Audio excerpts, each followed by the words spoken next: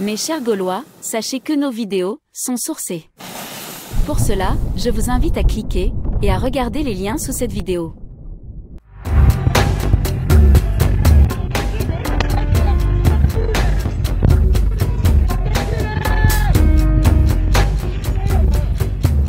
Cibler ceux qui touchent les minimums, les prestations sociales. Pour travailler plus, c'est le plein emploi. Cet objectif est atteignable. Il consiste à faire, dans les 5 ans qui viennent, ce que nous avons fait dans les 5 ans qui viennent de s'écouler.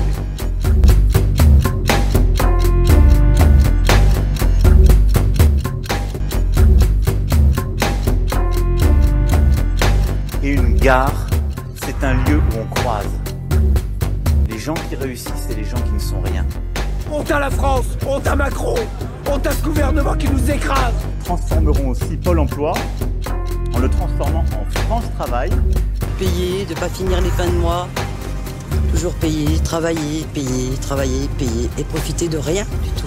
Dans ce pays qui a un intérêt à aller travailler plutôt que de rester chez soi. On a l'impression que tout est fait pour ne pas travailler. En France, le seuil des 3 millions de chômeurs est désormais franchi, sans espoir d'amélioration à court terme. Il n'y a jamais eu autant d'emplois vacants, Barthélémy Philippe. Oui, la DARES en recense 365 000. Je mange que des pâtes. Vous mangez que des pâtes? Ouais.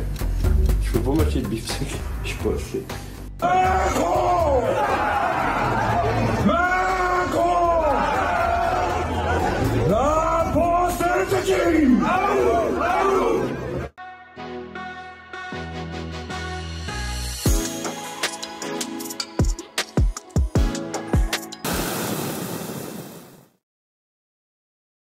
C'est un système qui repose sur deux grands principes. Il est contributif d'une part, car il repose sur la participation des employeurs et des salariés. Et il est solidaire d'autre part, car toutes les professions cotisent ensemble, dans un pot commun qui pourra servir à tous. Salut Déby, je vois que c'est reparti pour une vidéo. Bon, dis-moi, qui pilote tout ça? L'organisme qui gère l'assurance chômage est l'UNEDIC. L'une de ses missions est de garantir son financement pour s'assurer que tous les mois, les demandeurs d'emploi perçoivent leurs allocations. L'UNEDIC est obligé de faire 3 fois par an des prévisions financières. Pour anticiper les dépenses et les recettes à venir, elle se base sur plusieurs indicateurs macroéconomiques, mais aussi sur les politiques publiques de l'emploi et sur la législation en vigueur. Ces éléments vont permettre de répondre à des questions essentielles, telles que « le chômage va-t-il baisser ? Les salaires vont-ils augmenter ? Prenons l'exemple où les salaires augmentent et le chômage baisse. Les recettes vont mécaniquement augmenter, car il y aura plus de cotisations, et les dépenses vont diminuer, car il y aura moins de personnes à indemniser.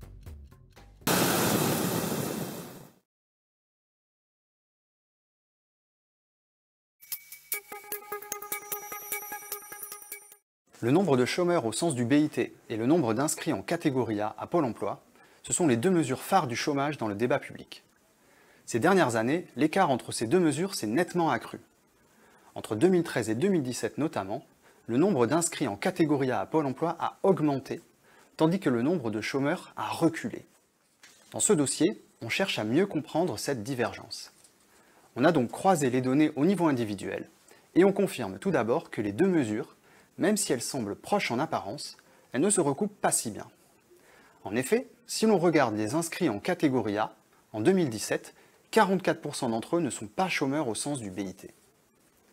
Et de l'autre côté, si l'on regarde les chômeurs BIT, 33% d'entre eux ne sont pas inscrits en catégorie A. Les inscrits non chômeurs ont tendance à être des seniors, tandis qu'à l'inverse, les chômeurs non inscrits sont plutôt des jeunes.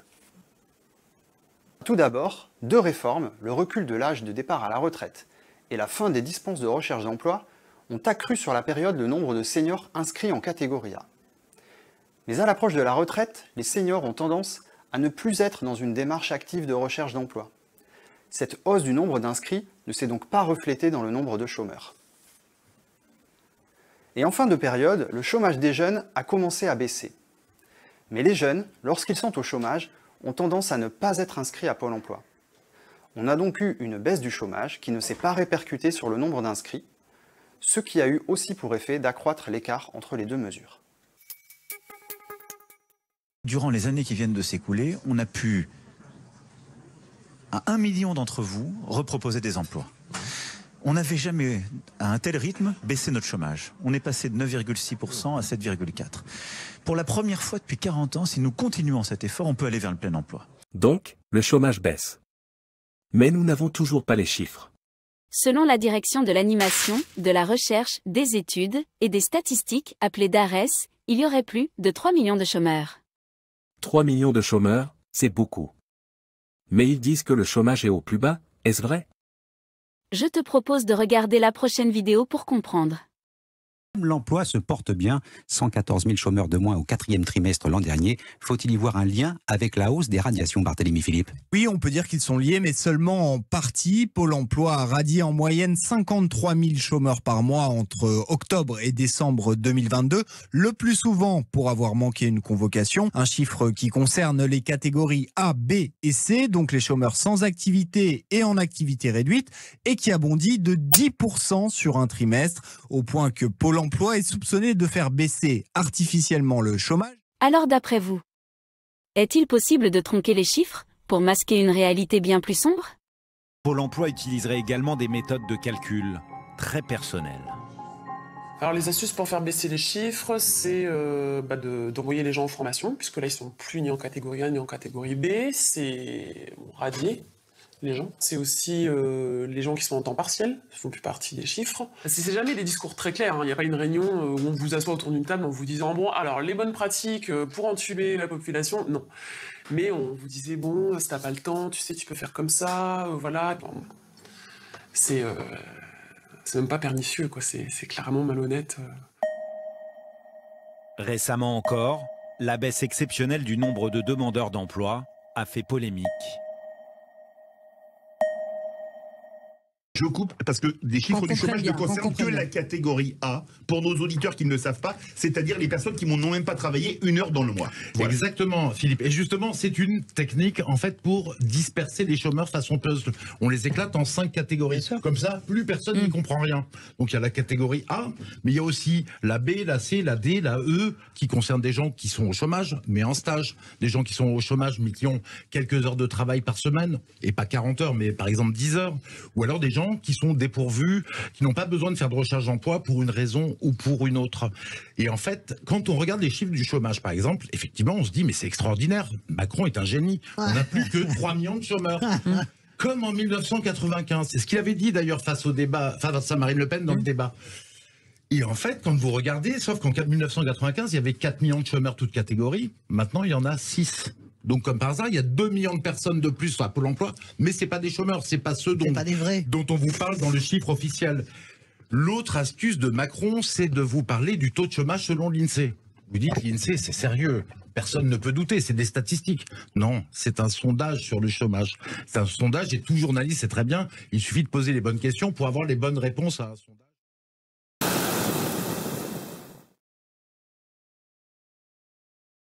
Ne céderai rien.